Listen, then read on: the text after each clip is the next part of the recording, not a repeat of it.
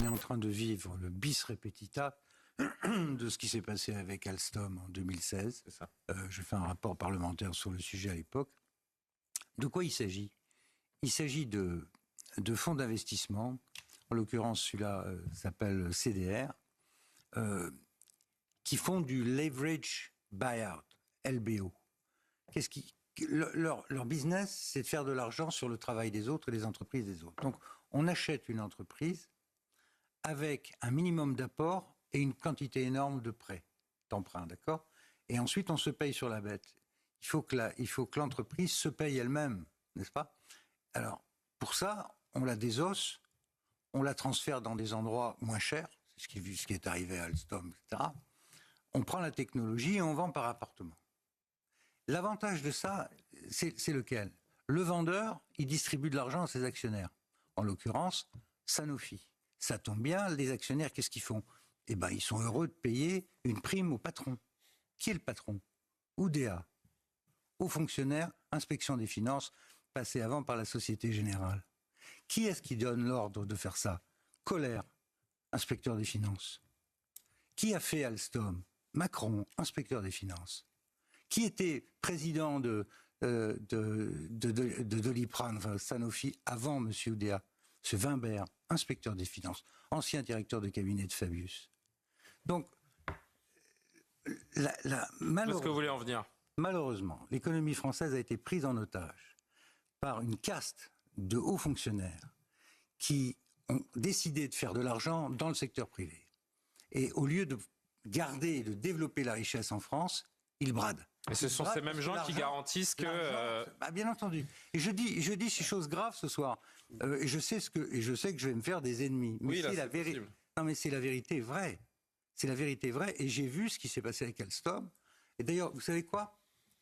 Dans CDR... Pour conclure, Pierre, s'il vous plaît, parce que je voudrais que... Mais c'est dommage, parce que c'est vraiment une affaire de fond. C'est ma faute, parce qu'on a pris... Dans le fonds d'investissement CDR, qui est dedans du côté américain? Un certain Jack Welch, qui était Jack Welch, le patron de General Electric, qui a acheté Alstom. Voilà. Et donc, ce sont les mêmes gens. Et il fallait faire ça à l'époque. Macron expliquait au Conseil des ministres, quand il a remplacé Montebourg, qui essayait de résister, nous ne sommes pas Cuba. Voilà. Nous ne sommes pas Cuba, donc il faut faire dans le libéralisme. Le problème, c'est que l'industrie française, aujourd'hui, elle est tombée à 11 points du PIB, c'est-à-dire qu'il n'y a quasiment plus d'industrie en France. C'est le double en Italie, le double en Allemagne.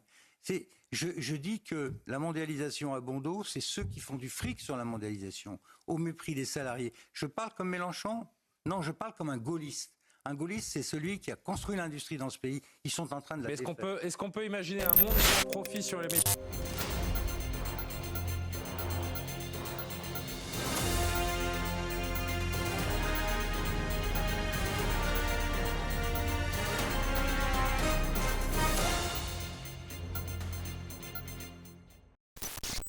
L'extrême droite est dans tous ses états. C'est le constat que l'on peut établir, citoyennes, citoyens, chers amis, chers camarades, pour cette revue de presse numéro 5 du PRCF pour la période du 30 septembre jusqu'au 11 octobre à peu près. L'extrême droite dans tous ses états, en France bien sûr, mais aussi ailleurs en Europe, et pas qu'en Europe, vous allez le constater, rien qu'en s'intéressant à l'événement de la période. Et l'événement de cette période, c'est le raidissement de façade d'Emmanuel Macron sur le Proche-Orient. De façade, hein. Mais malgré tout, drôle de surprise que d'avoir entendu Emmanuel Macron appeler le samedi 5 octobre 2024 sur France Inter à cesser de livrer les armes pour mener les combats sur Gaza. Naturellement, cela a provoqué immédiatement la fureur du fasciste Benjamin Netanyahou, qui lui souhaite poursuivre son génocide tranquillement avec l'appui de ses amis. Rappelez-vous que c'est ainsi qu'il qualifiait Emmanuel Macron en 2017. Cette fois-ci, Netanyahou, lui, s'est écrié « honte à vous » et il juge ses propos absolument lamentables. Immédiatement, il a évidemment assuré qu'Israël se battra jusqu'à ce que la bataille soit gagnée, pour notre bien et pour le bien de la paix et de la sécurité dans le monde. Et afin d'éteindre l'incendie, la Macronie a aussitôt rappelé que la France restait l'ami indéfectible d'Israël. Insuffisant cependant pour rassurer les illuminés serviteurs d'Israël en France, eux aussi en réalité d'extrême droite d'ailleurs. À commencer par le CRIF, dont certains de ses membres ont hué Michel Barnier lorsque ce dernier a prononcé le nom de Macron à l'occasion de la commémoration des attaques du 7 octobre. Je veux aussi témoigner, comme je l'ai fait tout à l'heure en recevant leur famille, mon soutien personnel et l'engagement qui est aussi celui du président de la République à tout mettre en œuvre pour les faire libérer. La France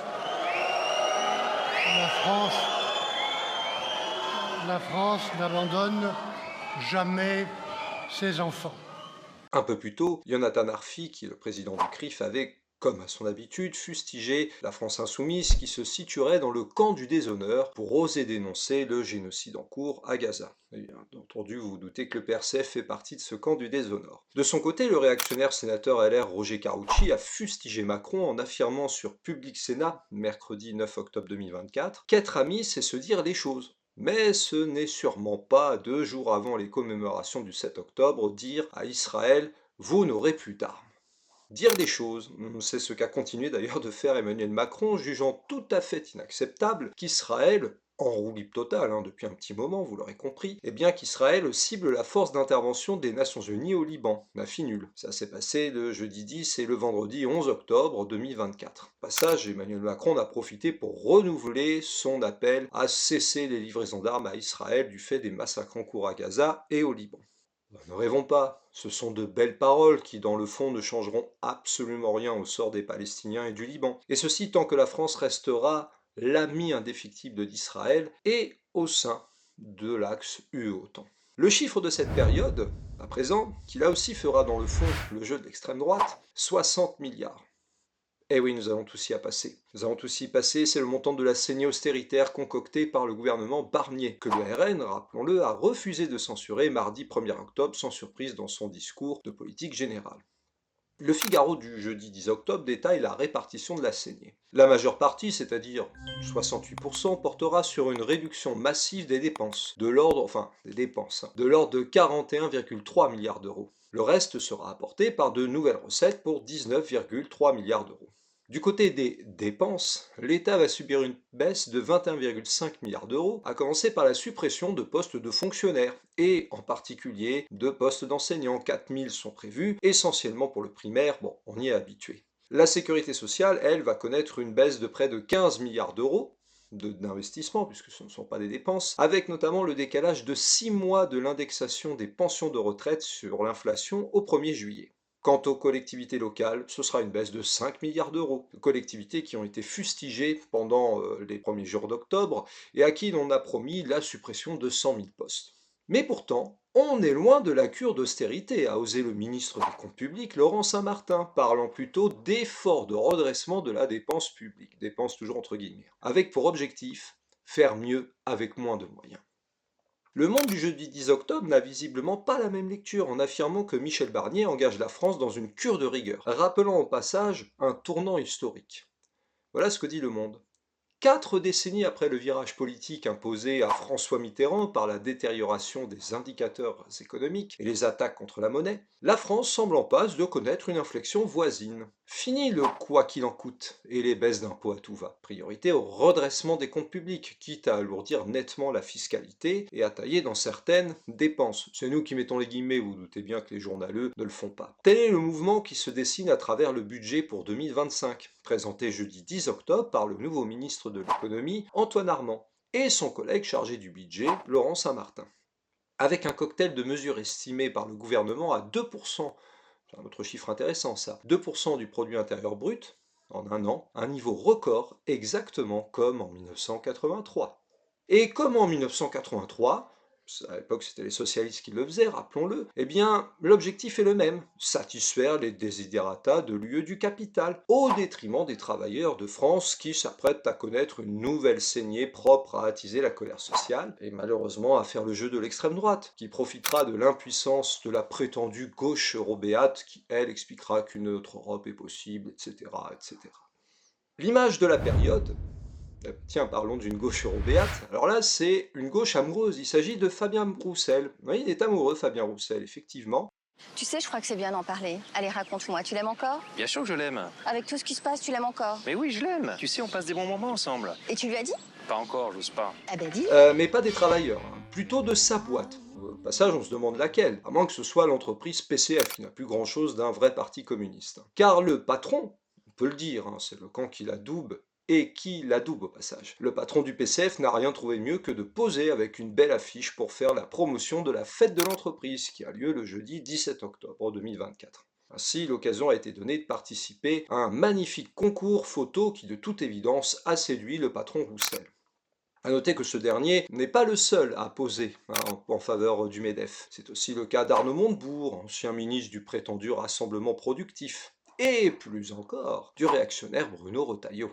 Une nouvelle sortie pro-capital pour celui qui, rappelons-le, fin août dernier, était acclamé aux universités d'été du MEDEF, avant de s'afficher aux côtés de l'ancien patron du MEDEF, Geoffroy Roux de Bézieux, qui levait le poing d'ailleurs, à l'occasion de la cérémonie d'ouverture des JO paralympiques. Et d'ailleurs, nous n'avions pas manqué de le signaler dans la revue de presse de rentrée du PRCF. Alors évidemment, les commentaires critiques n'ont, à raison d'ailleurs, pas manqué du côté des vrais communistes et des syndicalistes rouges atterrés. Enfin bon, PRCF, nous ne sommes absolument pas surpris, vous vous en doutez, depuis le temps. Heureusement, le patron Roussel peut compter sur le soutien aveugle non seulement de ses aficionados, mais aussi de ses amis patrons, à l'image de Sophie de Menton.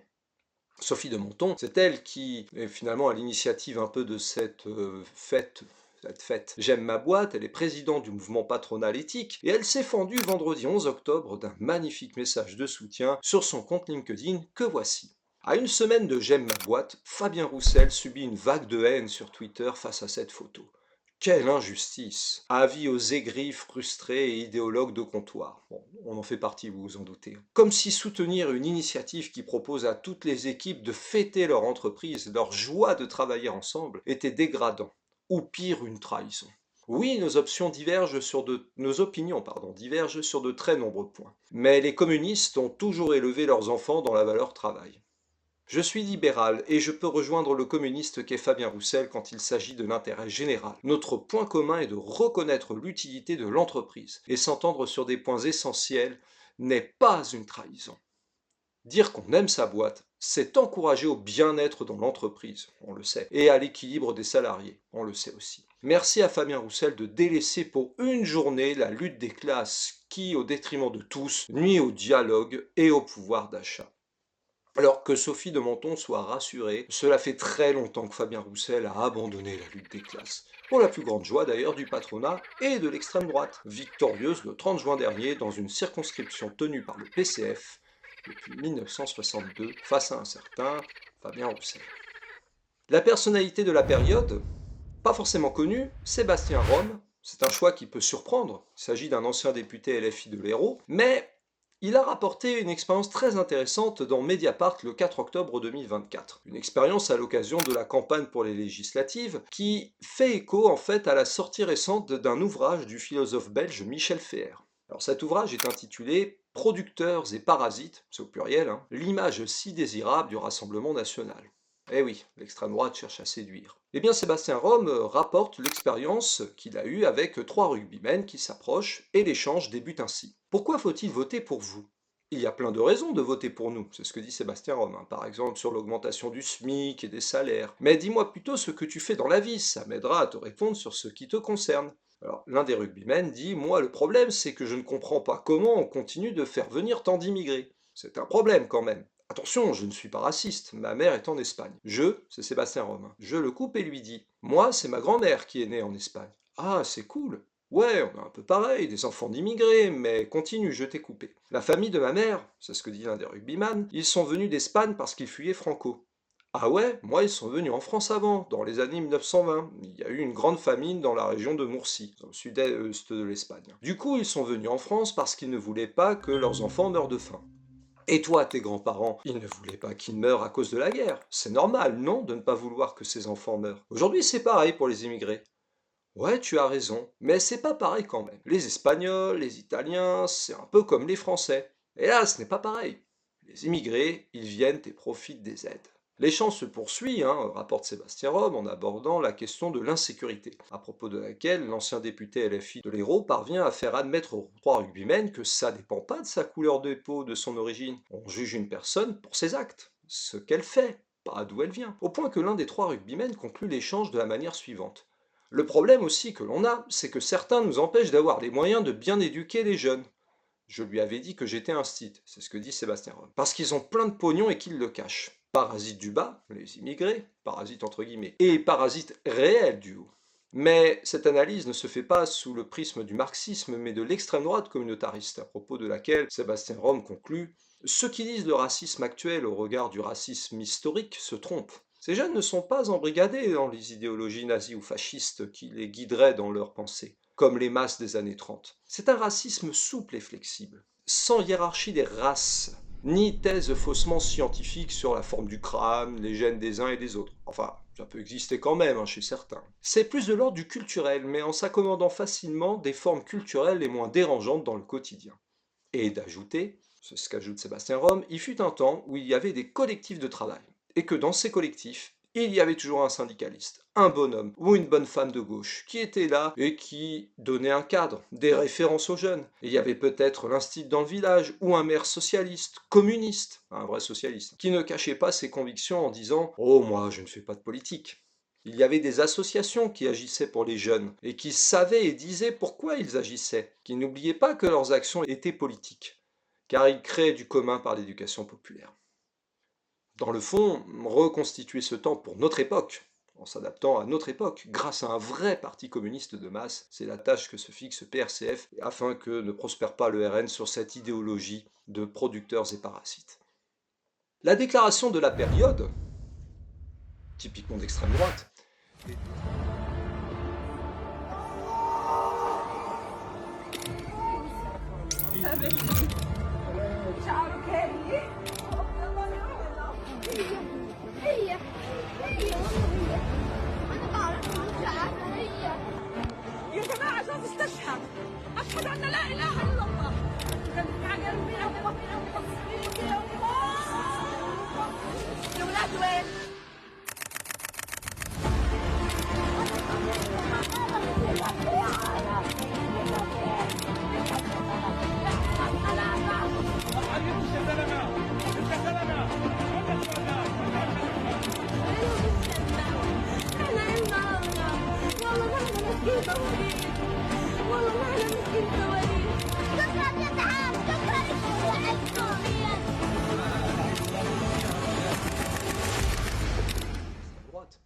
des destructions et des souffrances comme celles que nous voyons à Gaza. Eh bien, c'est ce qu'a promis Benyamin Netanyahou, en roue libre, et en colère contre Macron, on l'a vu. Il n'en demeure pas moins déterminé et fanatique pour tout détruire, c'est ce qu'il a affirmé clairement le mardi 8 octobre 2024, et ce, malgré les appels à la paix de la communauté internationale. C'est ce que précise le Huffington Post, qui retranscrit d'ailleurs l'essentiel des propos du fasciste au pouvoir à Tel Aviv. Tel Aviv, parce que Jérusalem n'est pas la capitale d'Israël, pour nous, soyons bien clairs. Libérez votre pays du Hezbollah, lance Netanyahou, menaçant en cas contraire le Liban de connaître des destructions et des souffrances comme celles que nous voyons à Gaza. Où l'armée israélienne, rappelons-le, mène depuis un an une offensive qui a fait des dizaines de milliers de morts. Et Netanyahou insiste. Vous avez l'opportunité de sauver le Liban. Il s'adresse aux Libanais. Le Liban était autrefois un endroit connu pour sa tolérance et sa beauté. Aujourd'hui, c'est le chaos, la guerre, déclare aussi Netanyahou. Accusant le Hezbollah d'être à l'origine de la guerre avec Israël, il affirme qu'il mettra fin aux frappes libanaises, peu importe les moyens. Israël a le droit de se défendre, a le droit de gagner et gagnera. Nous avons éliminé Hassan Nasrallah, le chef du Hezbollah tué le 27 septembre dernier dans une frappe israélienne dans la banlieue sud de Beyrouth, et le remplaçant de Nasrallah, et le remplaçant de son remplaçant.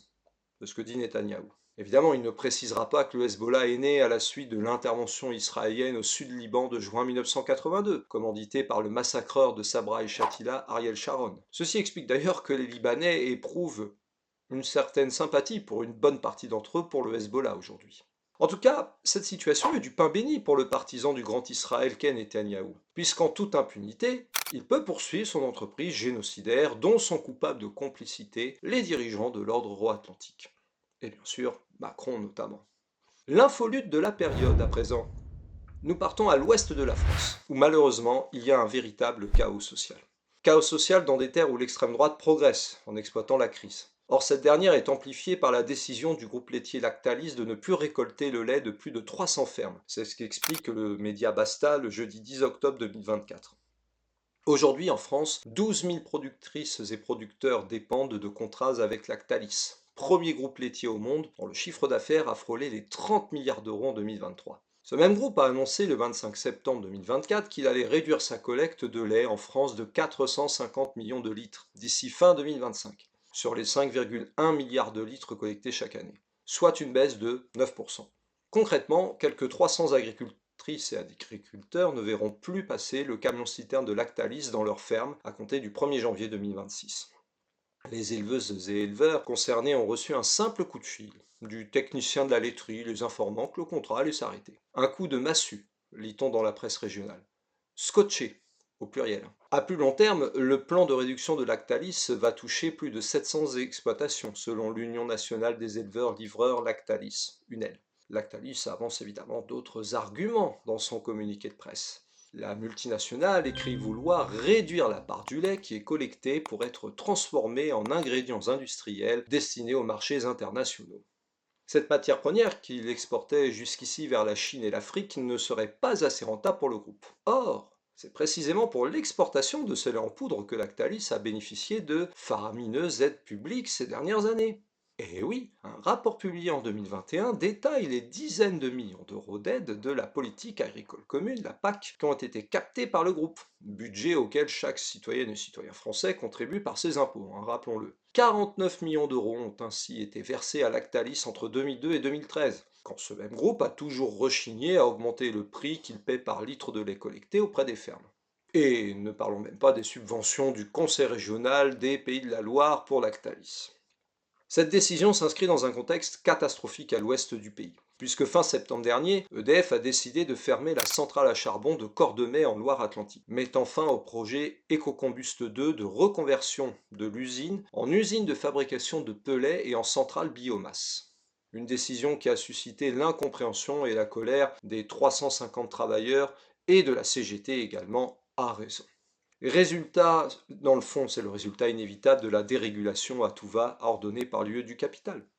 Et parallèlement, General Electric, qui, rappelons-le, avait bénéficié du cadeau Alstom par un certain Emmanuel Macron en 2014-2015, a annoncé la suppression de 360 emplois sur le site de Montoire de Bretagne, près de Saint-Nazaire, où sont fabriquées des nacelles pour les éoliennes en mer. 140 postes sur 420 sont amenés à disparaître. Autre commune touchée par ces suppressions de 360 emplois, Saint-Herblain, près de Nantes, dans les bureaux occupés par des ingénieurs et des cadres. Là, ce sont 220 postes sur quelques 380 qui sont menacés. Simple échantillon du chaos social de grande ampleur qui approche en France et qui, vous le voyez, fait déjà des ravages locaux comme à l'ouest du pays. L'info facho de la période, me direz-vous, il y en a eu d'autres, on l'a vu. Mais celle-ci est intéressante. Eh bien, c'est Jean-Marie Le Pen, parce qu'il est toujours là, toujours présent, en session musicale. En session musicale, c'est ce que révèle la Tribune de Genève du 30 septembre 2024, en indiquant que des musiciens du groupe néo-nazi Match Retour ont fait une surprise au fondateur du Front National le samedi 28 septembre à son domicile. Et de préciser, la Tribune de Genève, que le groupe de musique et son leader Renaud Mannheim se sont fait une place dans la mouvance radicale française, notamment en organisant des concerts néo-nazis et en affichant des symboles SS. Mediapart indique également que Match Retour s'est produit sur scène sur fond de drapeau nazi, samedi soir, le 29 septembre même, lors d'un concert clandestin en Picardie en l'honneur de la mort de Jan Stuart Donaldson, créateur du mouvement Blood and Honor, dissous par le gouvernement français en 2019. Pour la photo de groupe, Renaud Mannheim porte un t-shirt avec l'inscription Blood and Honor, un slogan des jeunesses hitlériennes, ni plus ni moins. Un participant à cet apéro mélodieux a expliqué à Mediapart qu'il s'agissait d'une visite privée du groupe Match Retour, qui a écrit une chanson pour l'occasion en l'honneur du fondateur du Front National. À ce sujet, Mediapart précise que la vidéo ne laisse aucune place au doute. Jean-Marie Le Pen entonne distinctement la chanson Fanchon, très appréciée des nostalgiques de l'Ancien Régime, donc d'avant 1789, et qu'il chante vigoureusement, main sur le cœur, et ne semblant avoir oublié aucune des paroles. Et c'est là qu'il y a eu une réaction, on va le voir, de la part d'un député de LFI. Voici sa réaction. Une altération des facultés cognitives empêcherait donc Jean-Marie Le Pen d'être entendu dans le cadre du procès qui doit faire toute la lumière sur le pillage des ressources publiques par une obscure PME sise à Saint-Cloud, qu'il a naguère présidé. Tout porte à croire que c'est faux. C'est ce qu'a publié le député LFI Arnaud Saint-Martin. Et justement, plus loin dans la vidéo mise en ligne, Jean-Marie Le Pen sourit au moment où ses comparses reprennent une chanson spécialement écrite pour lui. « Je vais te faire courir le rouquin, je vais te rattraper, t'iras pas bien loin », dit le refrain. C'est en référence aux propos tenus par le fondateur du Front National en 1997 lors d'un déplacement à Mantes-la-Jolie. Il avait ensuite ajouté « PD ». La chanson se termine par « Jeanne, au secours !» un cri qu'il avait poussé en 2015 devant la statue de Jeanne d'Arc. Alors évidemment, Marine Le Pen est embarrassée par cette affaire et elle a dû réagir. D'abord parce que l'entreprise mal nommée de dédiabolisation du RN en prend un nouveau coup. Surtout quelques mois après que des brebis galeuses candidates aux législatives aient manifesté leurs accointances idéologiques. Que l'on se souvienne par exemple de Ludivine Daoudi, candidate RN dans le Calvados, qui porte une casquette de la Waffen-SS à ses heures perdues et qui a été aussitôt écartée au lendemain du premier tour. Bon. Ensuite, et c'est ça qui est très intéressant, parce que comme l'indique la Tribune de Genève, le parquet de Paris a évoqué en 2023 un véritable système mis en place pour faire supporter par le Parlement européen une partie des charges de fonctionnement du FN via la prise en charge des salaires d'un nombre croissant de ses employés. Ce système, validé par Jean-Marie Le Pen puis par sa fille, selon l'accusation, se serait accéléré avec l'entrée au Parlement en 2014 de 23 eurodéputés FN, contre 3 auparavant. Malaise pour sa fille Marine, qui a indiqué à Mediapart qu'elle allait porter plainte pour abus de faiblesse envers son père déficient. Depuis mai 2024, Jean-Marie Le Pen, 96 ans, se retrouve sous régime de protection juridique, à la demande de sa fille. De plus, une expertise ayant déterminé qu'il n'était pas en état d'être jugé pour des raisons de santé, lui permet d'éviter une comparution au procès des emplois fictifs qui s'est ouvert le lundi 30 septembre.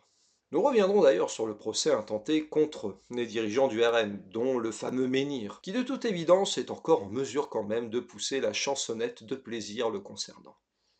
L'UE, au quotidien dans l'actualité ces derniers temps, on n'en a pas beaucoup entendu parler, mais c'est le désaveu de 2 accords commerciaux entre l'Union européenne et le Maroc.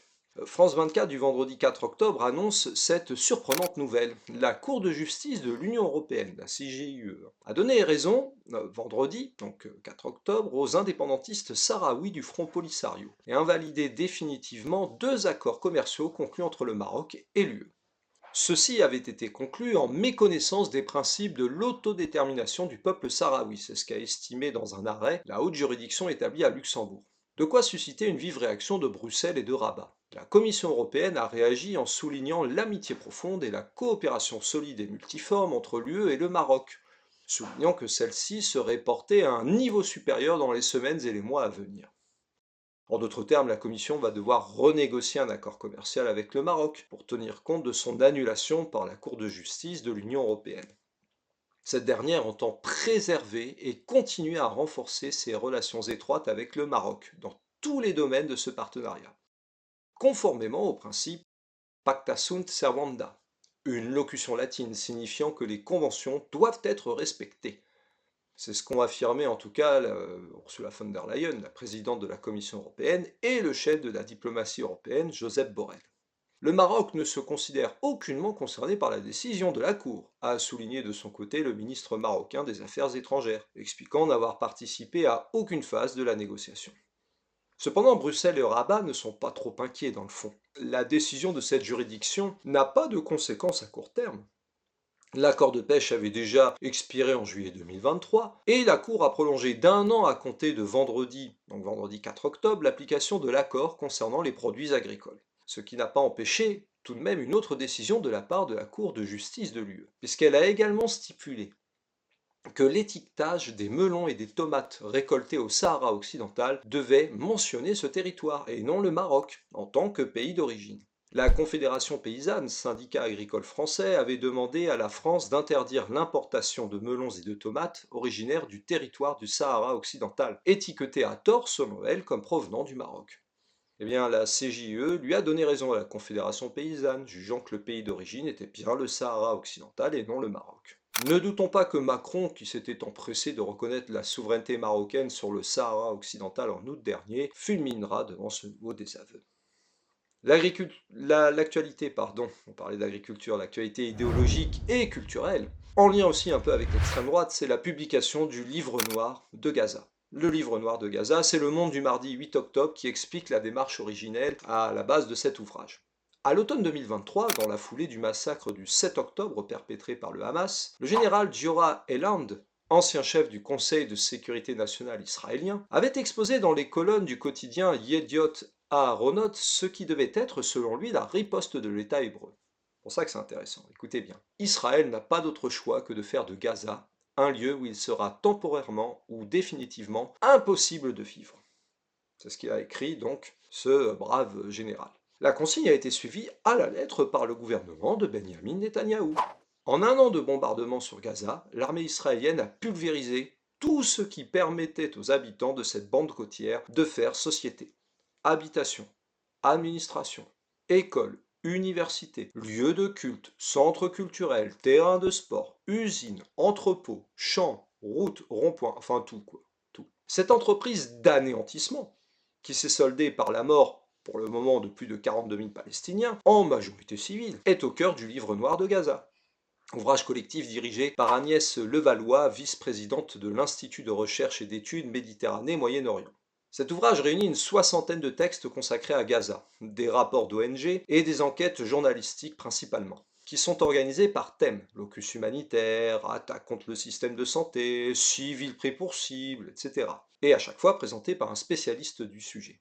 À l'origine de ce travail, il y a la volonté de documenter, d'établir les faits, pour lutter contre l'invisibilisation des Gazaouis et de leurs souffrances. Ce processus, sans lequel la destruction du territoire côtier n'aurait pas pu être menée au paroxysme où elle l'a été, et c'est pas fini, s'est nourri de plusieurs actions concrètes des autorités israéliennes. L'interdiction faite aux médias étrangers de pénétrer dans l'enclave, la fermeture des bureaux de la chaîne Al Jazeera en Israël et en Cisjordanie, ou encore le ciblage des journalistes à Gaza. Mais ce blackout est aussi passé par des mesures plus insidieuses de contrôle de la parole publique dans les pays occidentaux, notamment la rhétorique de l'intimidation par assignation à l'antisémitisme. Voyez-vous venir la circulaire du Dupond-Moretti ? Eh bien ceci a été pointé courageusement par Ronnie Broman, l'ancien président de Médecins sans frontières, dans la préface du livre. Cette guerre a tué des gens de chair et d'os, comme s'ils n'étaient que des ombres. C'est ce qu'écrit Peter Harling, directeur de Synapse, un centre de recherche basé à Beyrouth, dans l'introduction d'un des chapitres. Directrice de l'ouvrage, Agnès Levallois a eu l'occasion de le présenter mercredi 9 octobre sur France Culture, indiquant que, avant le 7 octobre, il fallait 500 camions par jour au minimum pour pouvoir alimenter la bande de Gaza. Actuellement, nous sommes à quelques camions par jour. Il suffit de se référer au rapport de l'ONU qui, tous les jours, documente ce qu'il en est. De fait, nous sommes certainement très largement au-dessus des 42 000 morts, c'est ce qu'avait déjà laissé entendre la revue scientifique The Lancet pendant l'été, estimant qu'on approchait les 200 000. Des données forcément étouffées par la théocratie fasciste israélienne. C'est ce que dit toujours le maire de Tel Aviv, Ron Huldai, théocratie fasciste. Une théocratie fasciste qui a développé la stratégie de ne surtout pas faire ressortir de témoignages et d'informations de la bande de Gaza. Il y a une vraie volonté de maintenir ce blocus sur la presse comme sur l'aide humanitaire, pour pouvoir travailler comme l'armée entend le faire. Et ainsi, pour procéder tranquillement à son génocide silencieux avec le soutien complice de l'AXU-OTAN. Voilà pourquoi nous menons au PRCF d'ailleurs le combat contre l'obscurantisme. Et le combat contre l'obscurantisme nécessite de rappeler une belle mémoire rouge pour terminer cette revue de presse, les 1er et 7 octobre 1949. Hommage à deux républiques, l'une toujours vivante, la République populaire de Chine, l'autre défunte, la République démocratique allemande, qui fête leurs 75 ans. Pour l'occasion, Initiative communiste a publié 2 articles sur ces deux régimes, dont on rappellera la contribution à l'échelle humaine. Car comme le précise le philosophe Georges Gastaut, nous pouvons mesurer combien l'existence de la RDA et de l'URSS protégeait en réalité, par-delà les délires anticommunistes et antisoviétiques, la paix de l'Europe et la paix du monde. La Chine populaire pourra-t-elle faire barrage à la folie exterminatrice de l'AXU-OTAN ? Nous verrons bien. Mais une chose est certaine, c'est que l'ostalgie, elle, est toujours vive en Allemagne, puisque fin juin 2023, une étude de l'université de Leipzig a montré que sur plus de 3500 personnes d'Allemagne de l'Est, 2 tiers indiquèrent désirer la RDA. Le 7 octobre marque l'anniversaire de la création du premier État socialiste sur le sol allemand, dont la création fut le résultat d'un long processus de démocratisation et de combat pour l'unité de l'Allemagne. Oui, n'oublions pas que c'est aussi cela le 7 octobre. C'est aussi la possibilité de mener un combat contre l'obscurantisme, contre les forces obscurantistes d'extrême droite, et Pour cela, rien de mieux que de diffuser, regarder bien sûr, mais diffuser cette revue de presse du PRCF une nouvelle fois sur l'ensemble des réseaux sociaux, Instagram, Snapchat, TikTok, X, Meta, tout ce que vous voulez. Plus encore, en vous abonnant au journal Initiative communiste, ainsi qu'à la revue théorique du PRCF Étincelle. Et puis, surtout, en soutenant, voire en rejoignant le PRCF et la JRCF, financièrement et, plus encore, par vos bras militants, parce que vous voyez bien que l'extrême droite est dans tous ces états de joie, de colère, de déception, de rage, mais aussi de satisfaction, et que face à cela, une seule alternative plus que jamais s'impose, l'alternative rouge et tricolore que porte le PRCF, ce qui nécessite de reconstruire un vrai parti communiste. Le combat continue, camarades.